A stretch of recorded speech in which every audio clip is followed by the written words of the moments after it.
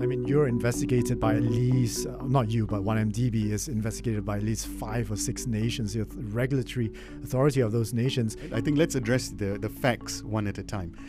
In terms of the authorities publicly announcing what they have done, it's only been the Swiss authorities.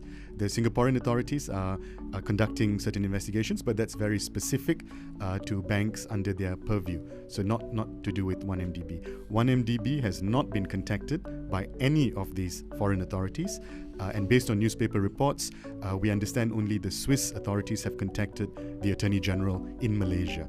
Now, I have said this before and I will say this again. 1MDB is the most investigated company in the history of Malaysia.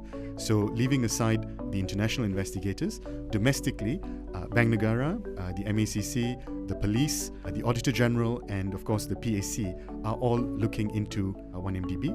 I'm pleased to say that on the back of the earlier Bank Negara investigations, the Auditor General determined that no offence has been committed. He has given a detailed explanation, which can be found on his website, an actual statement by the AG that explains why he decided not to pursue action. So I think you should make reference to that. In relation to the other investigations, the MACC have said they are not investigating 1MDB. In relation to the Auditor General, they have completed their report. It's now been presented to the PAC.